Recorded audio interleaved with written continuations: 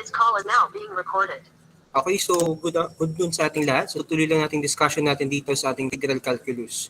Okay, so hindi muna tayo siguro magmumove sa next topic. Okay, mag-discuss pa ako ng konti dito sa topic natin sa trigonometric or sa ating trigonometric integration natin. Kasi nakikita ko marami pa rin nagkakamali sa pag-integrate natin sa trigo. Okay? Napansin ko kasi nung last na quiz natin, marami pa rin nalilito or nahirapan sa trigo. Hindi ko alam kung hindi nyo siguro napanood yung or hindi nyo nakita yung discussion natin last time kasi di ba ganun na ganun lang din naman yung example problems ko. Anyways, magbigay lang tayo dito ulit ng sample problem natin dito sa trigonometric integration natin. Ay ipapakita ko lang sa inyo, okay, itong ating integration of trigonometric function, so wag natin kalilimutan itong mga nandito. So tandaan natin guys, basta makakita tayo ng ganitong itsura, ito yung kanya-kanyang integration.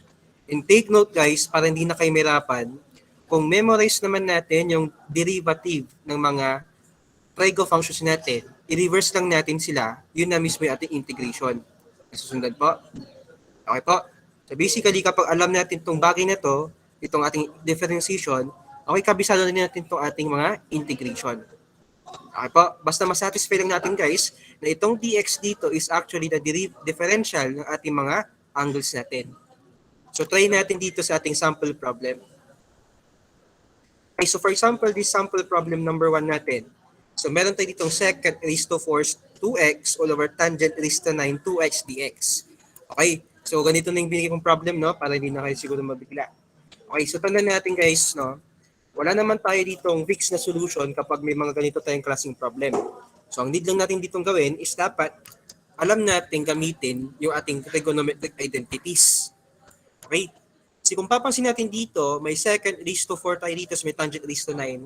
Wala tayo ditong direct integration ng mga to. So ang other way natin dito para ma-solve natin to is to simplify this trigonometric equations into gamit yung ating mga identities. So gamit tayo ng identity, so kung mapapansin natin dito, okay, dito sa taas na lang muna tayo. Kung titignan natin, itong taas natin is naka-raise to 4. Itong naka-raise to 4 dito, pwede natin siyang i-rewrite ng ganito. Tama po ba? So kapag i-rewrite natin siya, itong ating secant raised to 4, pwede natin siyang isulat ng ganito. So secant squared 2x times secant squared 2x. Okay, so pwede natin siyang i-rewrite ng ganito. So basically, ito nandito sa numerator natin, is same lang naman siya ng value dito. Okay, so meron tayo itong the integral of secant squared 2x times secant squared 2x all over tangent, okay, raised to 9 2x. So dapat alam natin guys, no, na equal lang itong value ng numerator dito sa numerator dito. Okay po. And kung titingnan natin, di ba? Okay, meron tayo ditong identity na pwedeng gamitin dito sa ating secant squared 2x. Okay, ano bang pwede natin gamitin dito identity? Okay, meron tayo ditong secant squared 2x. Anong identity pwede natin gamitin dito?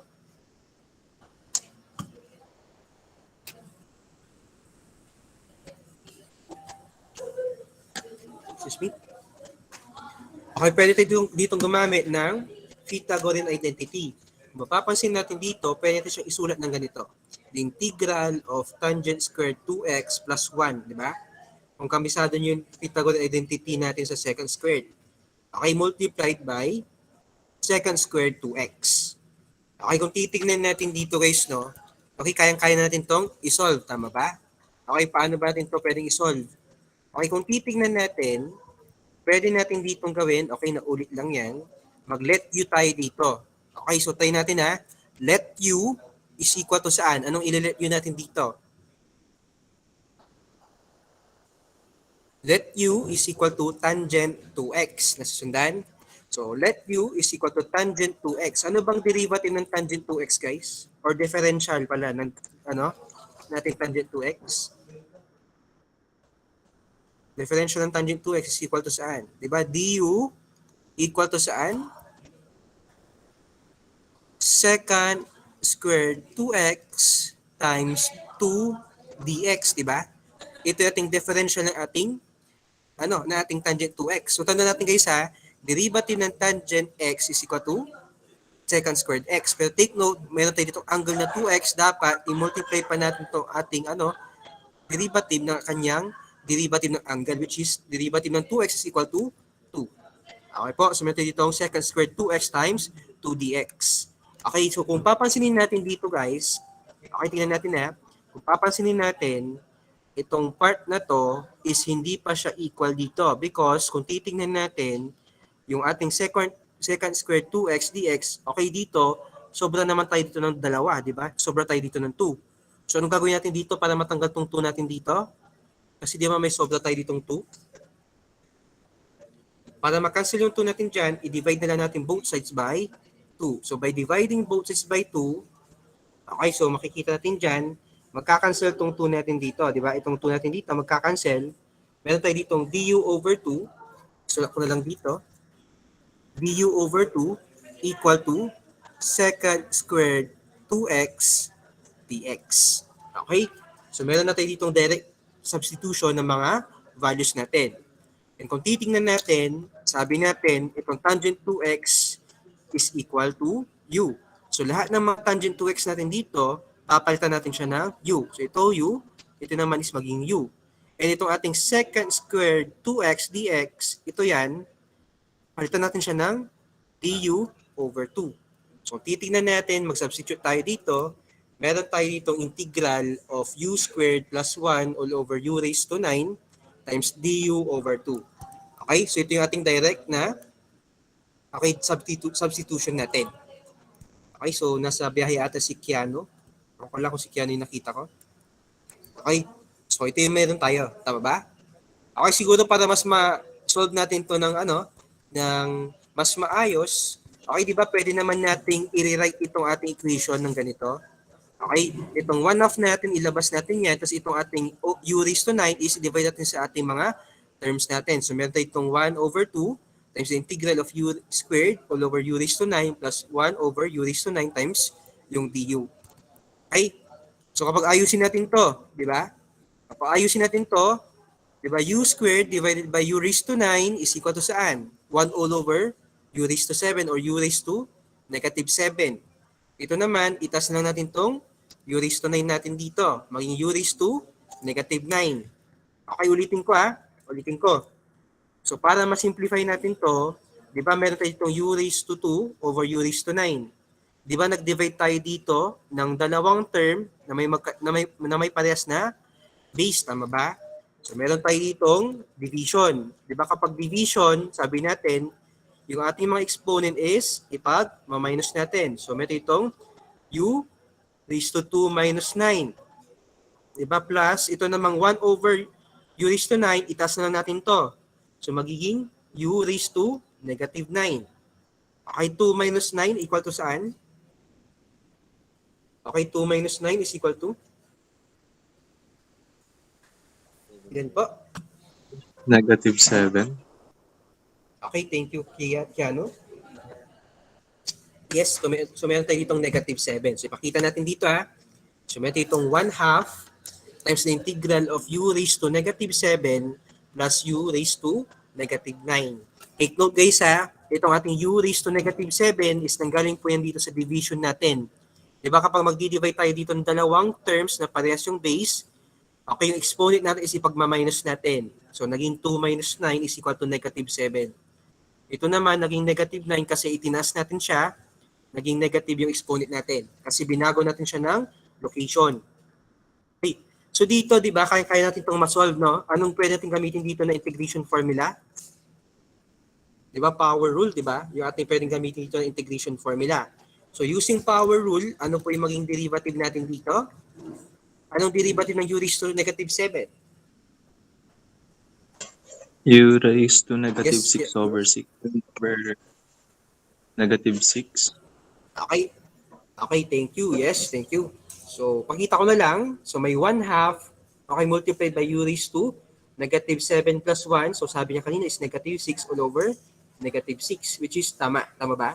Take note guys, kapag maggagamit tayo dito ng power rule natin sa ating integration, sabi natin u raised to n du is equal to u raised to n plus 1 all over n plus 1 plus c. Okay, tagdan natin guys ha, sa integration plus 1 tayo. Okay, so meron itong u raised to negative 7 plus 1 all over negative 7 plus 1 plus u raised to negative 9 plus 1 all over negative 9 plus 1. Okay? Okay, so sabi nga natin kanina, meron itong 1 half times u raised to negative 6 all over negative 6 plus u raised to negative 8 all over negative 8 plus c. Okay? So ito yung meron tayo. Ako. Okay, so far may question po ba dito kung paano ba ito nangyari? Okay, wala naman. Okay, ulitin ko isa. Hindi naman porket na trigonometric na form itong nakikita natin dito na integration is gagamitin natin yung ating trigonometric formulas natin sa integration. Okay, kung mapapansin natin, ang ginamit natin dito is nag-power rule tayo. Okay?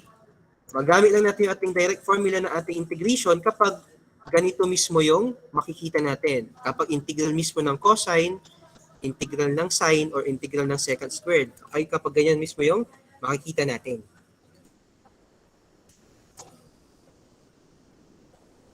Okay, so far walang question dito sa ating nandito.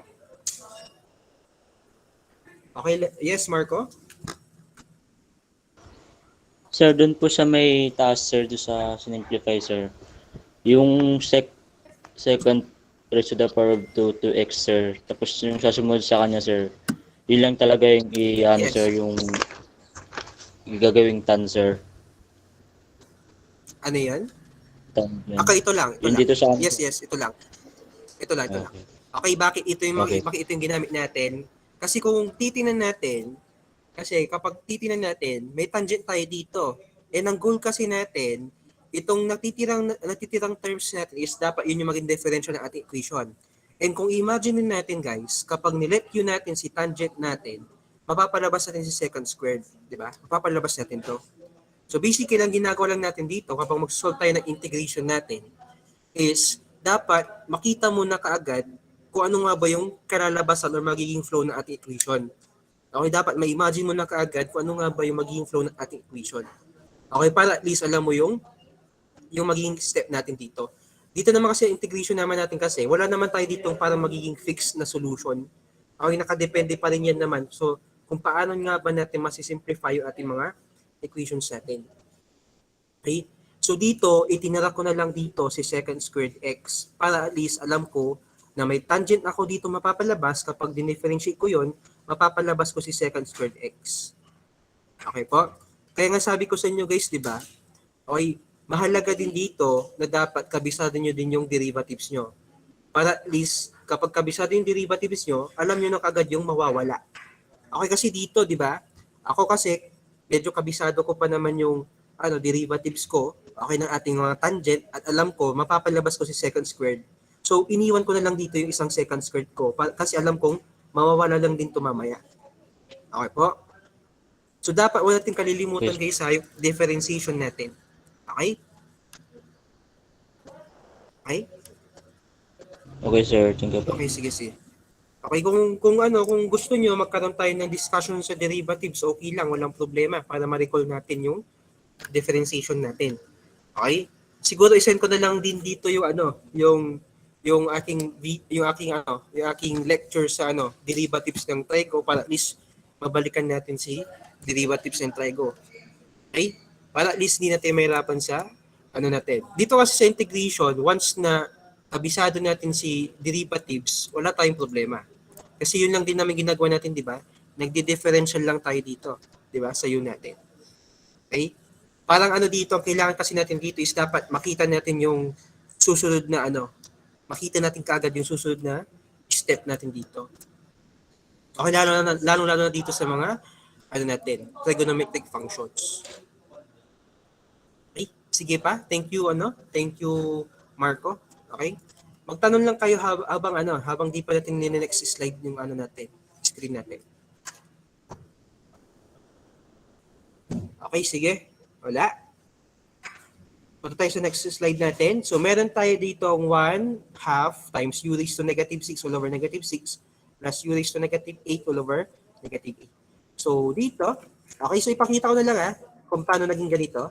So, di ba kanina sabi natin, Meron tayo ditong 1 half. Okay. Meron tayo ditong u raised to negative 6 all over negative 6 plus u raised to negative 8 all over negative 8. Ito yung nandito sa last slide natin. Okay, basically, ang ginawa lang natin dito is itong mga negative exponent is binabalang natin yan. So, meron tayo itong, okay, itong 1 half. Okay, itong negative sign, nilabas ko na ito. So, negative 1 over 6 u raised to positive 6 minus, okay, itong negative sign, nilabas ko na lang yan. Okay, 1 over 8, okay, u raised to positive 8 plus c. Okay, so tingnan natin guys ha, binabalang natin itong mga may negative exponent. Okay, dito sa aking sa aking screen, ang ginawa ko dito guys is na-substitute ko na kaagad pabalik yung mga tangent natin. Kasi kung titingnan natin, kung babalikan natin yung ating substitution kanina, okay, di ba yung u natin is equal to tangent 2x.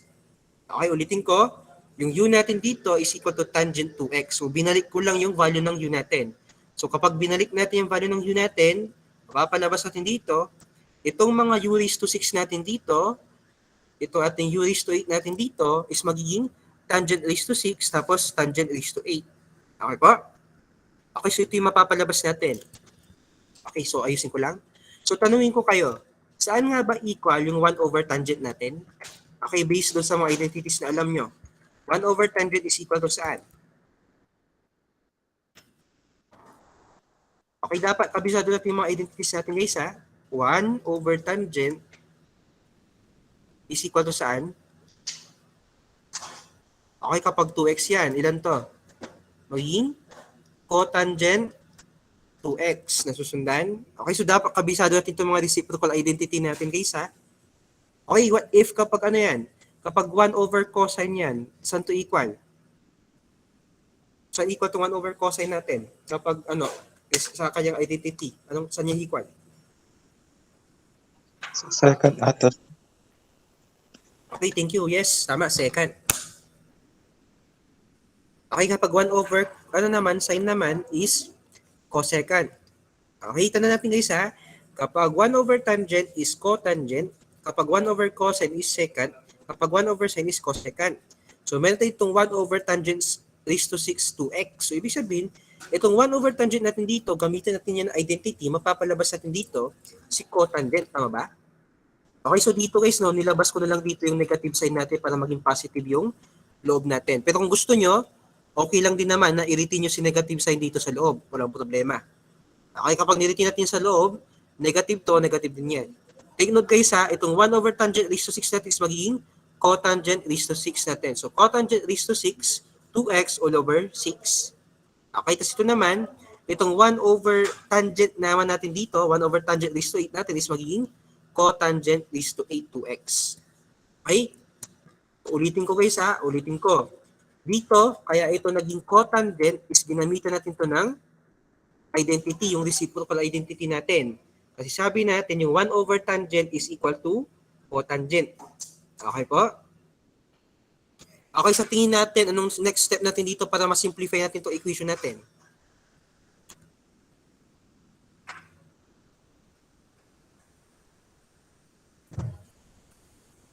Okay, marami tayo ditong ways para ma-simplify ito guys, no? Pwede nyo i-factor out muna yung mga common terms natin or pwede kayo dito mag-LCD na. Walang problema. Okay? So, tulungan nyo na lang ako dito guys, no? Try na lang natin muna yung LCD. Okay, yung solution natin kapag hinanap nyo yung LCD natin. So, negative 1 half. Okay, negative to. Ayusin ko lang. So, negative 1 half. So, dito, kapag 6 tsaka 8 yung denominator natin, ano po yung maging LCD natin dito? Kapag 6 tsaka 8?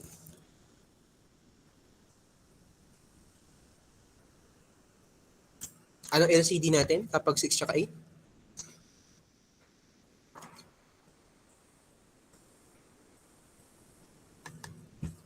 Ano po?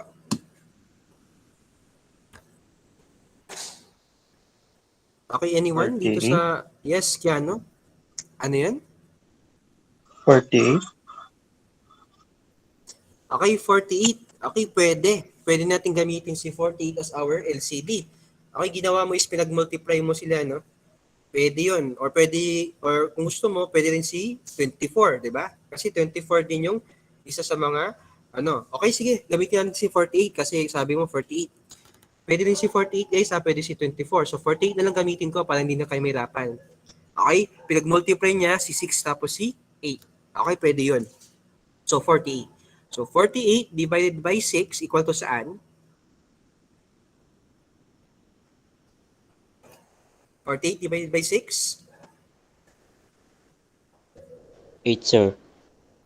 Okay, 8. Thank you. Very good, Marco. So 8 multiplied by cotangent raised to 6 2x. So meron itong 8 cotangent, okay, raised to 6 2x. Okay. So next naman, 48 divided by 6.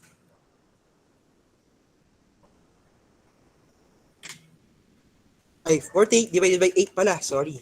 It is equal to 6. So 6 6. times cot. Okay, thank you. So 6 times cotangent raised to 8 2x. So meron itong 6 cotangent raised to 8 2x. Diba? Okay, so meron ganito. Okay, siguro para mas ma-simplify natin to, no? Ilabas natin dito yung common factors natin. So sa tingin natin, ano ba yung mga common factors natin dito? Okay, ilabas ko na lang din itong 48 natin.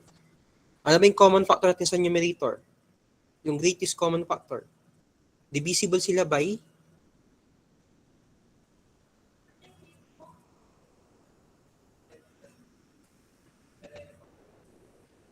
divisible sila by 2, di ba? Okay, common dito sa mga constant natin is 2. So ilabas natin si 2. Okay, dito naman sa ating cotangent, anong ilalabas natin dito? Cotangent raised to 6 or cotangent raised to 8? Ano? Yung tinuro ko sa inyo nung last time. Cotangent raised to 6. Okay, yes, thank you, very good. So ilabas niyo yung may pinakamababang exponent. So cotangent raised to 6 2x. Okay, so may itong ilan na matitira naman dito sa ating unang term? Kapag nilabas na rin itong mga to.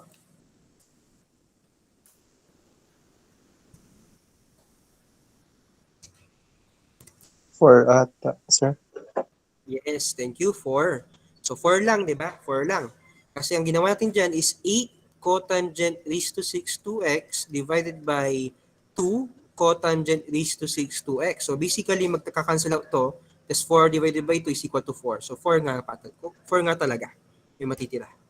Okay, next naman, dito naman tayo dito sa ating 6 cotangent raised to 8 2x. Ilan na matitira dyan kapag nilabas natin si 2 cotangent raised to 6 2x? 3 cotangent 2. Cotangent raised to 2. Cotangent squared. Okay, yes. Cotangent squared, 2x. Okay? All over. Okay, labas natin itong si 48. So, 2 times 48. Okay? So, tingnan natin. Di ba magkakancel itong 2 natin dito? Magkakancel itong 2 natin dito. Tama ba? So, ano magiging final answer natin? Final answer natin will be negative cotangent raised to 6 2x. Ayusin ko na lang. Magulo sulat ko. 2x times 4 plus 3 cotangent squared 2x all over 48. So this will be our final answer na. Okay? Ito na yung magiging final answer natin. Susundan ba? Okay, so dito alam ko naman na kaya-kaya nyo naman na siguro mag-integrate nitong problem na to. Okay, siguro mahirapan lang tayo kapag isi-simplify natin yung equation natin. Okay, dapat simplify yung ating magiging equation. Okay, so far may question ba? Okay, if ever man na gusto mo na dito mag-factor out, okay lang, walang problema. Okay, pwede. Ganito din isang ginawa ko dito. Ipakita ko yung ginawa ko dito sa ating slide. So dito, finactor ko dito si 1/2 since pares naman si 1/2 dito. Nung nilabas ko si 1/2, mapapalabas natin dito si negative 1/4. Okay, multiplied ba yung natira dito sa atin? Okay, dito sa dito. Ano ba yung common factor? Ano ba yung LCD natin dito sa part na to? Anong LCD natin dyan? Okay, may 3 tsaka 4 tayo dito na na denominator. Ano bang LCD natin kapag 3 tsaka 4 yung denominator natin?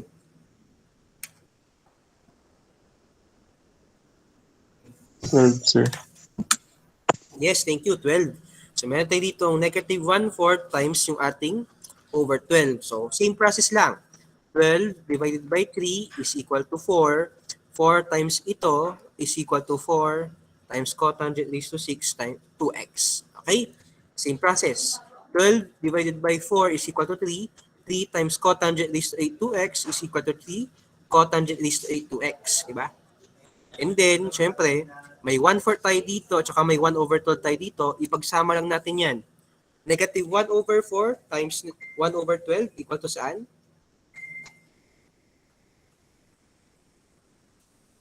Negative 1/4 times 1/12.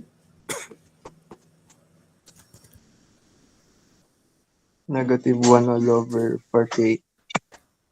Okay, yes, thank you. So negative 1 all over 48. And same process lang, dito, ilabas lang din natin dito yung common factor natin which is si cotangent raised to 6. So, same lang yung magiging final answer natin. Okay, so meron itong, okay, negative cotangent raised to 6 2x times 4 plus 3 times cotangent squared 2x all over 48. Okay, so same process lang doon sa ginawa natin na susundan dito kanina. Okay, depende naman yan sa inyo guys kung saan ba kayo mas komportable. Okay, kapag isi-simplify nyo na siya kaagad or kapag ihanapin nyo muna or ilabas nyo muna yung mga pwedeng ilabas natin. Pwede rin naman yun. Okay po? So marami naman tayo ditong pwedeng maging part or maging solution kapag mag-simplify na tayo. Depende naman yan guys sa inyo kung paano nyo nga ba siya masisimplify. Okay? Okay, may tanong ba dito kung paano ba natin nakuha itong itong ating cotangent itong final answer natin? May question ba dito? Okay, paki-type nga 1 kung walang question. Okay, kung walang question, paki-type 1. Okay, paki-type 2. Okay, kapag walang question. Ay, kapag may question. Or, wag na lang mag-type pala kapag walang question.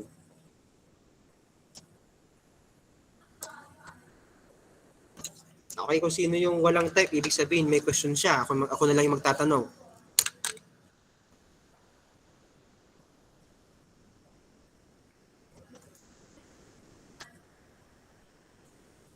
Okay, Charmaine, may tanong ka pa, Charmaine? Wala po, sir. Seryoso? Baka ano na yung nasa meme? Baka dyan sa isip mo, may mga hindi ka nasusundan, sabihin nyo lang. Okay ka lang ba dyan, Ocon?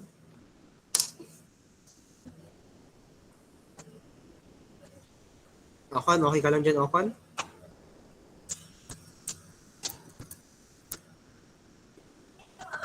Okay pa naman sana siya. Okay, next question tayo. Next question. Cosecant raised to 4 10x times cotangent cotangent 10x dx. Okay, so meron tayong ganitong klaseng problem natin. Okay? So kapag may ganito tayong klaseng problem, okay, may problem tayo dito na involving cosecant na naka-raised to something, dalawa siya. Okay, may nag-chat. Wait lang.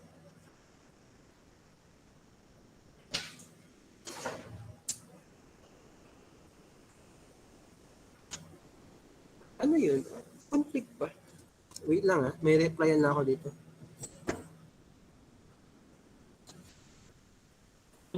Nandito po ako. Sinong teacher mo? Si Sir, Sir Antonio po. Sige, mag-exam ka. Ano to? Klase natin? Conflict sa klase mo sa chemistry? Ano po? Ngayon lang po. Hindi po kasi ako nakapag-exam kahapon. Masama po pakiramdam. Special. Okay, special. Kala ko conflict. Sige, nagtaka ako. Sige. Okay, sige. Sige, okay lang. Sige po, thank So, meron you po. itong cosecant, okay, raised to 4, 10x, tas cotangent raised to 10, cotangent 10x dx. So, hanapin natin yung ating integral nitong equation nito. So, dito, kapag makakita kayo dito na ganitong klaseng problem, kung titignan natin, okay, kapag nilet view pa natin, si cosecant x, ano yung maging du natin dito? Ano ba yung differential ng cosecant x? Or cosecant 10x na lang. Ano ba yung maging differential nito pag ginamit natin yan, kapag nilit natin si cosecant? Negative cosecant 10x times 10, tas may cotangent. Wala ata yun, sir. Okay, yes, di ba ganito yung maging itsura niya? Tapos may 10dx pa to. Okay, di ba ito yung maging differential natin, no? Negative cosecant 10x cotangent 10x times 10dx. So ito yung magiging differential natin. And kung titingnan natin, ang meron tayo dito is cotangent 10x dx lang. Dito, may kasamang cosecant 10x, di ba? May kasama siyang cosecant 10x. So kulang tayo dito ng cosecant 10x. Sa tingin natin, para maging equal yung ating differential natin dito sa ating, nandito sa given natin, anong gagawin natin? Di ba? Cotangent lang dito, no? Kailangan natin ng cosecant. Ano bang pwede natin gawin dito?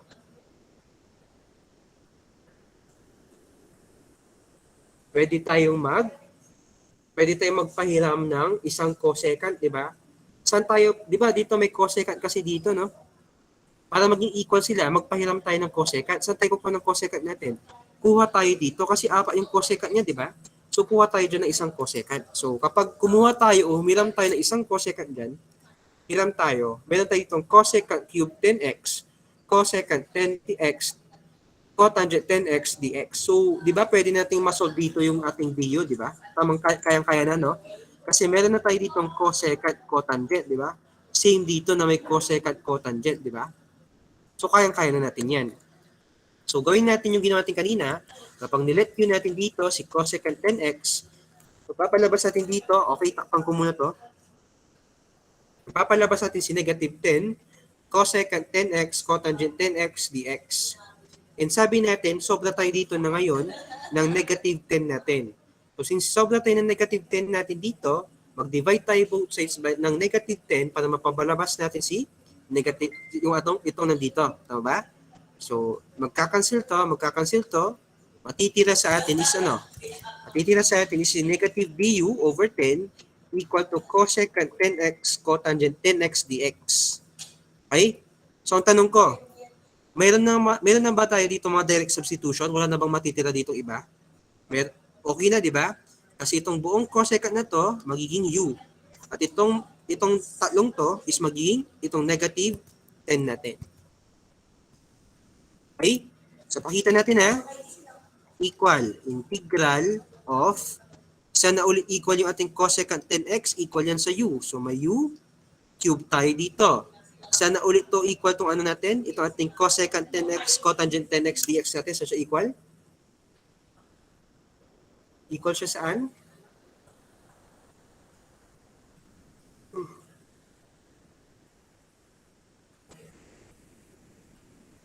Equal siya sa? Equal siya sa negative du over 10, di ba? So kapag inayos natin yan, maging negative 1 over 10 times the integral of u cube du. Okay, dito, anong integration formula na pwede natin gamitin dito? Anong integration formula na pwede natin gamitin dyan?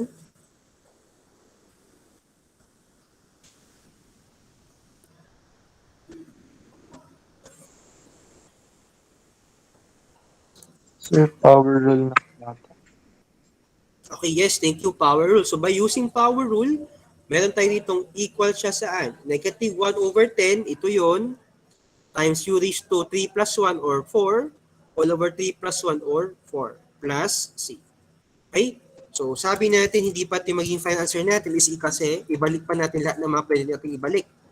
So ito, si negative 1 over 10 times 1 over 4 is equal to negative 1 over 40. Kasi itong u natin is magiging cosecant. So magiging negative 1 over 40 cosecant raised to 4 10x plus c. So this will be our final answer. So meron tayo ditong negative 1 over 40 cosecant raised to 4 10x plus c. So this will be our final answer natin. Okay? So far, may question ba? Okay, yes, Marco. Naging 40 yun, sir. 10 times 44, sir. Yes, 1/10 times 1/4. Kaya naging 40. Okay. Ito to. Okay. Okay. Kasi di ba pwede natin itong i-rewrite ng ganito. So negative 1/10 times 1/4 times u raised to 4. Okay?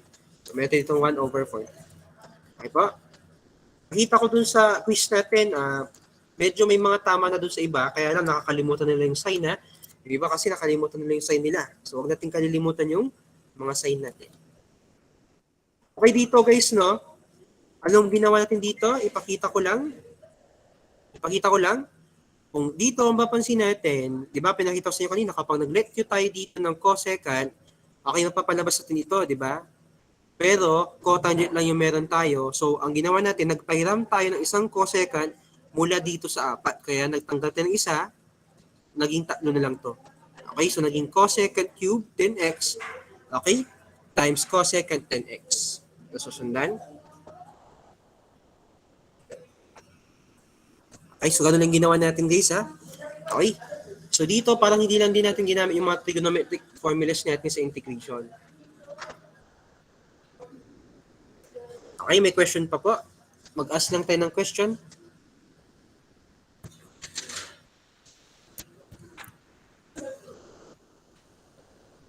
Okay, wala. Okay, next, punta tayo sa ating next slide. Okay, so for our additional formulas to integrals of trigonometric functions, nga pala, ginawa nyo ba yung assignment nyo dito? Okay, nag-research ba kayo or okay, pinalabas nyo ba itong mga values na to? Ginawa nyo ba to? Okay, di ba nagpa-assignment ako nung last time? Sabi ko sa inyo, hanapin yung integral ng tangent u. Ginawa nyo ba? May gumawa ba? Wala. Yes, sir. Yes, sir. Okay, sige. Very good. Okay. Paturo, So, sir. if ever man na... Okay, yes. Thank you. Okay, if ever man guys na ginawa nyo, okay, so ito yung mapapalabas natin. Ito yung mga, okay, ating derivation natin. Okay, makita nyo lang din naman yung derivation nito. Okay, dun sa ating mga module natin. Tama ba? Okay, actually, di ba, dinerive ko naman na sa inyo itong, okay, itong dalawa. Di ba? Itong tangent tsaka cotangent natin nung last time. Ay, so try lang natin. Ay, sorry. Nakita na kagad. Ayusin ko lang.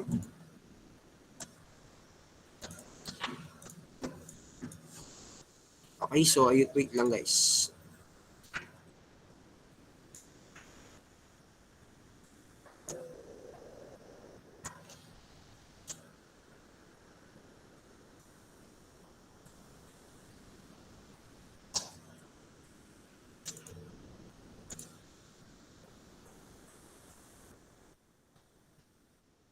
Okay, so try natin tong next na sample problem natin. So for our next sample problem, meron tayo ditong the integral of tangent squared x dx. Okay? So dito ba, tanungin ko kayo, magagamit ba natin tong direct integration na to? Itong integral of tangent x doon sa problem natin kanina? Okay, di ba sabi natin, integral of tangent x dx is equal to negative ln cosine, okay, sorry, yung ito, plus c. Okay, so ito yung ating, sabi natin, integration natin. Ang tanong, magamit ba natin siya dito sa ating tangent squared x dx natin? Okay, ang sagot dyan is hindi. Hindi natin pwedeng gamitin yung integration na yon. Itong integral ng tangent u du equal to ln or negative ln of cosine u plus c. Hindi natin pwedeng gamitin to. Bakit? Kasi sabi nga natin, dapat wala itong squared natin. Pero since may squared tayo dito, anong gagawin natin? May squared kasi tayo dito eh. Okay? So, hindi natin i-simplify pa to. So, ano bang pwede natin gawin dito kapag may squared yung ating tangent? Ano bang identity yung pwede natin gamitin dito? Anong identity yung pwede natin gamitin dito? Pythagorean, sir. Yes, very good. So, pwede tayo ditong gumamit ng Pythagorean identity. So, by using Pythagorean identity, sabi natin, ang ating tangent squared x equal yan sa ating second squared x minus 1. Okay, ito yung magiging identity natin, di ba? Yung identity na ating tangent squared x natin, Pythagorean identity. Okay. So dito, kaya na ba natin itong i-integrate, itong dalawang to? Kaya na, di ba? Tama ba? Kasi kung titingnan natin, pwede naman natin i-distribute itong ating integral dx inside our parenthesis. Pwede natin siyang isulat ng ganito. Nasusundan? Okay, ang tanong, meron ba tayong direct integration for secant squared x dx? Meron ba? Kung babalikan nyo yung mga integration formulas natin, meron ba?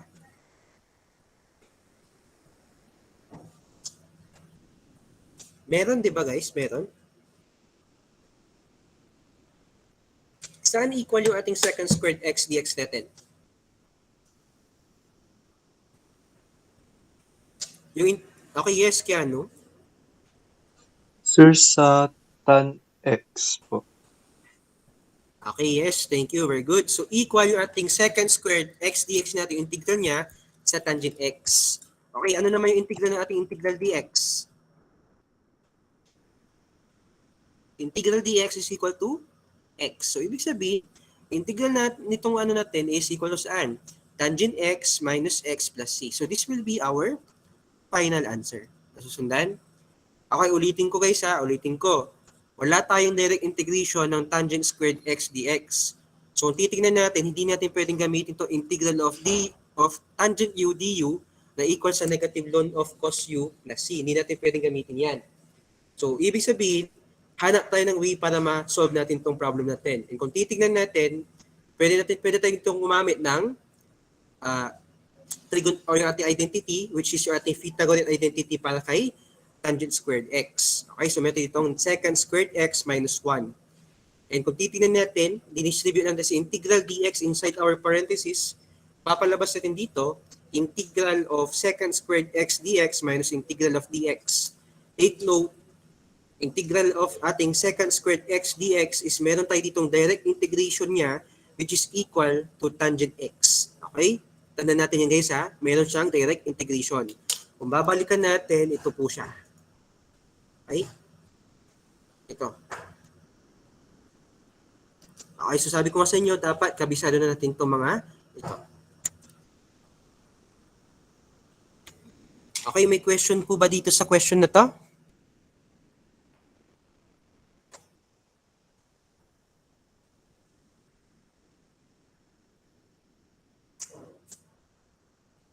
Wala?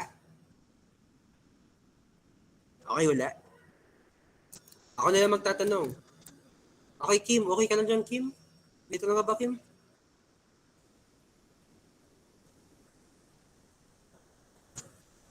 Okay ka ba, Chan?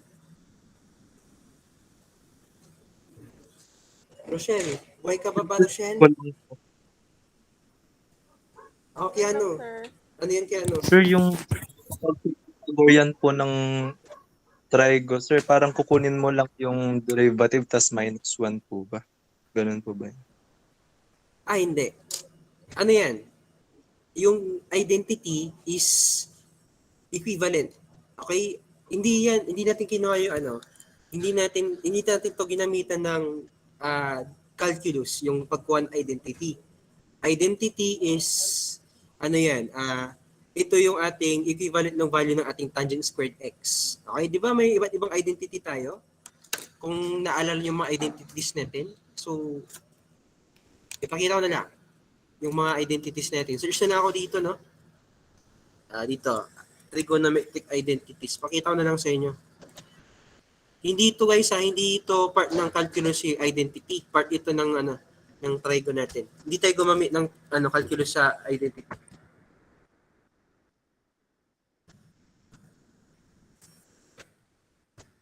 Ay, hindi ba na-discuss to sa inyo nung ano, last time, identities? Okay, sige nga, magpapa-assignment na lang ako sa inyo. Isulat niyo sa isang ano, index card yung mga identities niyo. Lahat ng mga identities natin. So ito yung mga ano, iba't ibang identities natin. Medyo mahina internet ko. Trigonometric identities. Okay, all trigonometric identities formula. Or baka hindi nyo pa binubuksan yung ano. Wait lang ha, buksan ko na lang to. Ito.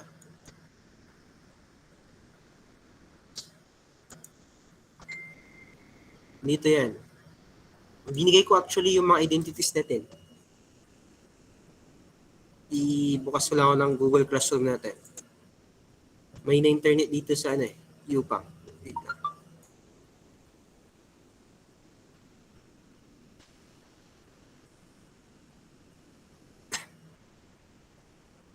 Na ano nyo ba?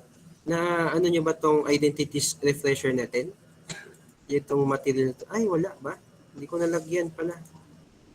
Okay, so pakita ko na lang. Ito, identity. Pakita ko sa inyo identity natin.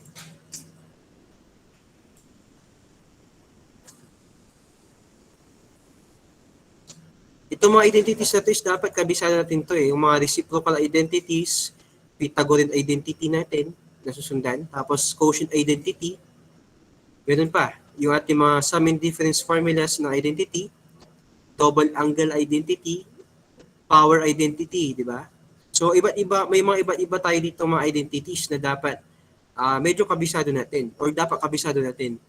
Ang ginamit natin doon, anong identity yung ginamit natin kanina? Di ba kung papansinin natin, itong ating secant squared x minus 1, di ba? Okay, di ba tangent squared x to? Di ba ito yung identity na to? Itong Pythagorean identity natin which is 1, ito, i-zoom in ko. 1 plus tangent squared x, di ba? Ang ginawa natin doon is tinranspose lang natin yung 1 sa kabilang side, kaya naging minus 1. Kaya naging, okay, secant squared x minus 1. Kasi nga, sabi natin, yung 1 plus tangent squared x is equal to secant squared x. Okay? Nagtinranspose lang natin yan. Okay, itong ating secant squared x dito is wala tong kinalaman sa differentiation natin. Okay? Merely, gumamit lang tayo dyan ng identities natin. Okay, siguro ipapa-assignment ko sa inyo guys, sa isang index card, dapat makita ko yan sa inyo next meeting sa face-to-face class natin. Yung identities nyo dapat nakasulat sa index card. Okay? So, check ko yan bukas ay sa next meeting natin, no? Sa face-to-face class natin next meeting or next week. Sorry, next week pala. Okay? So, assignment nyo guys, dapat kabisado nyo ng mga identities natin. So, marami yan. Okay, ito yung ginagamit ko guys, di ba? Yung mga reciprocal identity, di ba? 1 over tangent is equal to cotangent, di ba? Pythagorean, quotient identity. So, dapat kabisado natin itong mga na to.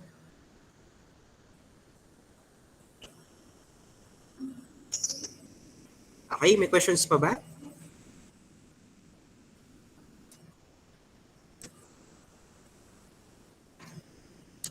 Okay, walang question.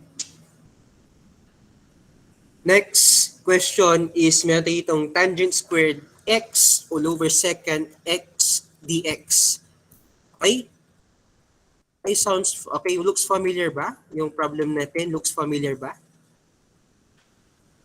Okay, so ito yung quiz natin. Ito yung quiz natin kamakailan, no? Ipakita ko na lang to. Ito yung quiz natin kamakailan, tama ba? Yung integral of tangent squared x all over secant x dx, di ba? Looks familiar. Okay, ito yung quiz natin kamakailan. Okay, tanungin ko kayo. Anong identity yung pwede natin gamitin dito sa ating problem natin? Marami, di ba? Marami tayo ditong pwedeng gamitin identity. Okay, nakadepende naman yan sa inyo kung paano nyo nga ba makikita tong problem natin, di ba?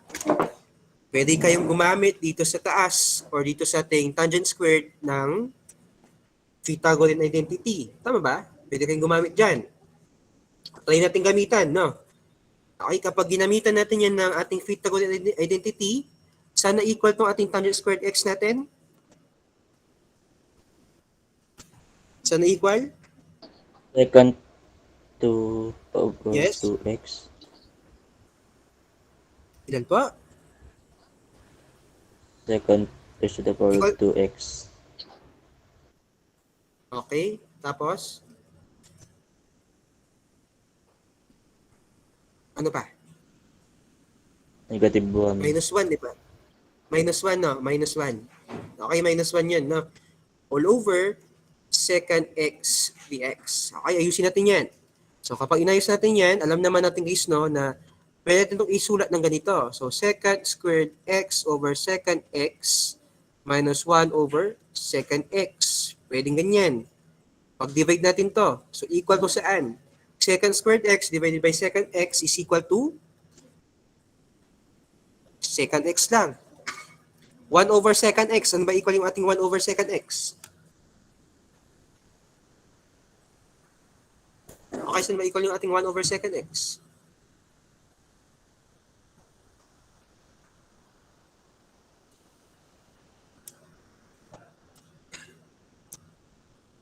Okay, 1 over secant x is equal to, di ba sabi natin kanina, ang 1 over cosine is equal to secant. Di ba? So kapag ang 1 over secant, saan siya equal? 1 over cos x, sir. Okay, di ba kapag 1 over secant, saan siya equal? Okay, ulitin ko ha. Di ba sabi natin kanina, ang 1 over cosine is equal to secant. What if kapag 1 over secant naman yan, saan naman equal to? Sa? Cosine x. Okay, yes, Cos cosine x. naman, no? Okay, sa cos x naman. So, cosine x. Di ba, kaya natin itong i-differentiate na, di ba? Kaya na. Nasusundan? Kaya na, di ba? Or kaya natin itong i-integrate pala. Sorry, differentiate na sabi ko. Kaya natin itong i-integrate. Ano ba integral ng ating secant x? Ano integral ng secant x? Di ba, pina-assignment ko yan sa inyo, tapos pinakita ko din yan kanina. Integral ng secant x is ito, di ba? Balikan natin. Ito yan, di ba? Integral ng secant x is ito, di ba? Ln of secant u plus tangent u plus c, di ba? Ito yung integral natin ng ating secant u du. So, ibig sabihin, okay, equal to saan? Sa ln of secant x, okay, plus tangent x, okay. Ano naman integral ng ating negative cosine x? Ano na integral ng ating negative cosine x? Integral niya? Ano pa?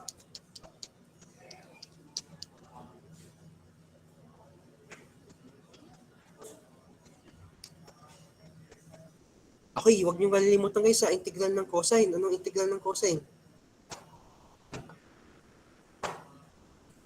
Sine x. Negative Okay, sine thank you x. sa sine. So, okay, thank you. So, since negative cosine to, since negative cosine to, so ibig sabihin negative sine x naman to. Okay, last C. Okay po. So, meron tayo ditong, ito na mismo yung ating final answer. Nasusundan? Yan na mismo. Take note guys ha, integral ng ating secant x is ln secant x plus tangent x. Integral naman ng cosine x is positive sine x. Pero since negative yun nandito, so negative din yun nandito. Nasusundan? Okay? Ito yung ating magiging final answer. Or pwede rin naman ganito yung magiging approach natin. So, ganito yung ginawa kong approach dito. Ipakita ko na lang. Ayusin ko. Iusog ko na lang siya para makita nyo. Usog ko. Okay yan, inusog ko na. Inusog ko siya. So, pakita ko lang. Meron tayo ditong integral of tangent squared x times cosine x. Okay, so dito guys, kung titingnan natin, di ba itong 1 over secant is equal to cosine, di ba? Pwede nyo siyang gawing ganyan. And then, okay, we will be using, okay, Pythagorean identity dito ulit. So, meron tayo ditong integral of secant squared x minus 1 times cosine x dx, di ba? Okay, so basically dito, pwede na tayo dito mag-i-distribute itong ating cosine x dito sa loob, di ba? Kasi kung titingnan natin, okay, ang equivalent ng ating ng ating secant squared x is equal to 1 over secant squared x, di ba? So pag distribute natin itong cosine x inside dito, 1 over cosine x to, 1 over cosine x, matatanggal isang cosine, di ba? So meron tayo ditong matitirang 1 over cosine x lang. Tapos ito naman, distribute natin ito dito, papalabas natin si negative cosine x. So ibig sabihin, ito yung mapapalabas natin. So same lang ito dito, di ba? Same lang na process, no? Or same lang sila ng magiging value. Nasusundan? Kapag dinistribute natin si cosine x inside our parenthesis. Okay. So gamitin natin dito ulit yung ating integration natin. Integral ng secant x is ln secant x plus tangent x. Integral naman ng cosine x is equal to sin x. So meron tayo ditong ln of, okay dito guys ha, pwede natin itong pagbaliktarin, no? Itong ating ln of tangent x plus secant x dito sa ating ln of secant x plus tangent x. So pwede silang pagbaliktarin. Okay, walang problema dyan kapag pinagbaliktad nyo.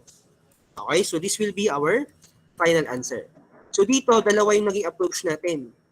Okay, dalawa yung pwede natin dito maging solution. Actually, marami tayo dito pwede maging solution, di ba?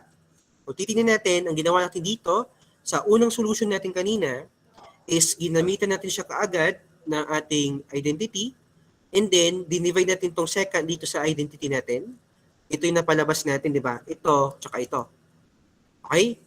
Dito naman, ang ginawa natin dito, ang ginamitan natin dito ng identity is si 1 over second. Naging equal siya saan? Sa cosine naman.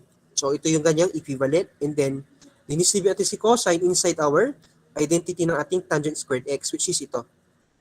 Okay, dinistribute natin yan, napalabas natin ito. Okay po? So dito guys, ang pinaka-key naman talaga dito is dapat sa mga trigo functions natin is medyo kabisado natin talaga yung mga trigo identities natin. Okay? Okay, seryosong tanong, naalala niyo pa po ba si identities nyo? Naalala niyo pa po ba yung identities natin? Okay, so hupin na naalala pa natin kasi nga, yun yung gagamitin natin sa ating mga problems natin involving trigo functions. Okay? Kung titignan natin, same lang naman yung answers na mapapalabas natin kapag ibang identity yung ginamit natin. Okay po? Okay. Ano bang mas madali sa inyo? Itong una o itong pangalawa? Or wala? Okay? Okay, so dito, Wala, sir. obligado tayo ditong wala. Okay, wala. Okay, so dito, obligado tayo ditong malaman yung ating trigo identities. Okay po? Kasi nga, we will be solving problems involving trigo. Okay? Okay, so dapat kabisado natin ito guys, no? After nitong subject na to, may differential equation kayo. So, doon sa differential equation, magkahalong derivative at saka integral na yun. So, dapat, okay, dito pa lang sa ating trigo functions natin dito is dapat makabisado natin ating mga identities natin. Lalo na sa physics, di ba? Gumagamit din kayo doon ng mga trigo nyo sa physics. Diba? Okay, next question. Walang question? Okay, looks familiar pa rin ba itong ating problem na to? So ito yung ating quiz natin na nakaraan. So, meron tayo ditong secant squared x minus cosine squared x all over cosine x, di ba? Dx. So dito sa problem natin na to, so ano bang pwede natin gawin dito para ma-solve natin to? Ano bang pwede? Okay, so ayusin ko lang yung ating dito.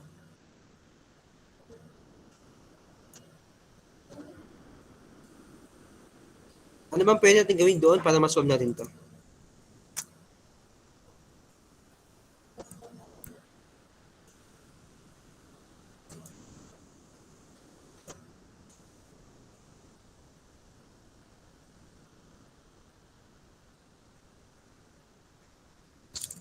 Okay, di ba sabi natin, pwede nating i-rewrite, di ba? I-rewrite na lang natin ito muna, no?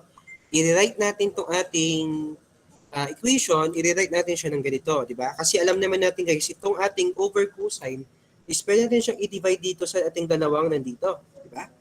So, rewriting this, pwede siyang i-rewrite ganito. And alam naman natin guys na magka-cancel dito isang cosine, tapos ito, may mapapalabas tayo ditong secant times sine squared x, di ba? Kasi alam naman natin guys na ang ating 1 over cosine is equal to saan? Secant. Okay, ulitin ko reciprocal identity. 1 over cosine is equal to secant. So, meron itong secant times sine squared x minus cosine x dx. Okay, anong next step natin dito na pwede nang gamitin? Okay, pwede tayo ditong Okay, kung titingnan natin, itong identity natin dito na sine squared x, pwede natin itong gamitan na Gamitan natin siya ng identity, Pythagorean identity. So using Pythagorean identity, mapapalabas natin dito, meron tayo itong secant x times 1 minus cosine squared x minus cosine x. Okay? And then, i-distribute natin itong ating secant inside our parenthesis. So, distributing this, mapapalabas natin dito, sino? Si secant x, kasi secant x times 1 is equal to secant x, and secant x times cosine squared x is equal to cosine x. Do you agree? Okay, bakit? Tingnan natin ha. Ipakita ko sa inyo. Diba? Sabi natin, secant x times 1 is equal to secant x. Secant x times negative cosecant squared x is equal to negative cosine x. Paano nangyari yun? Ipakita ko sa inyo. Integral of secant x minus, di ba? I-distribute natin to. Secant x cosine squared x minus cosine x dx. Take note of this, guys, ha? Take note of this. Di ba si secant x, may identity tayo na ginagamit? Saan ba equal yung secant x natin?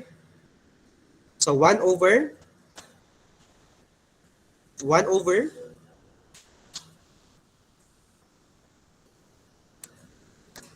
cosine, di ba? So, 1 over cosine. So, ibig sabihin, 1 over cosine, pwede natin ng 1 over cosine x. Alam naman natin guys, no, magkakancel to, matitira isa dito. Kaya natira dito is negative cosine x lang. Susundan.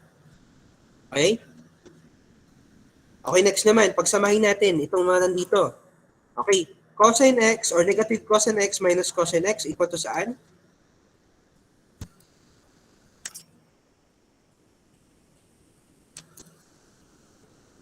Negative cosine x minus cosine x is equal to saan?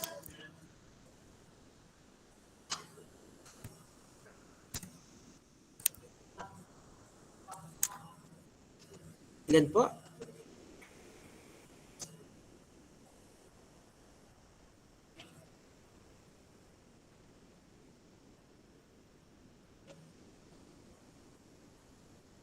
Okay, anyone? Negative cosine x minus cosine x is equal to saan?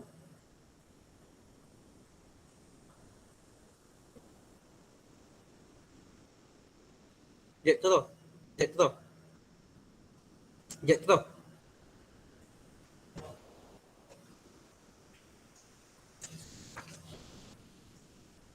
Okay. Negative cosine x minus cosine x is equal to saan? Negative cosine x minus cosine x is equal to saan? Okay? Okay, negative 2 cosine x, di ba? So, ito itong integral of secant x minus 2 cosine of x. Okay? So, ito, pinagsama lang sila, naging negative 2 cosine of x dx. Okay? So, common terms. Okay, pinag-combine natin sila. Okay, tanong ko, meron ba tayo dito ang integration ng secant x? May integration ba tayo dito ng secant x natin? Meron, di ba? Balikan natin. So, integration ng ating secant x is equal to saan? Ln of secant x plus tangent x plus c. So, ito yung ating integration natin secant x natin. Okay? So, balikan natin yan. So, meron tayo ditong final answer natin. Okay, pakita ko na lang yan. Will be equal to saan? Ln of secant x plus tangent x minus, take note guys ha, okay, integral ng ating cosine x is equal to sin x. So, meron itong minus 2 sin of x plus c. So, this will be our final answer. So, ito na magiging final answer natin. Susundan.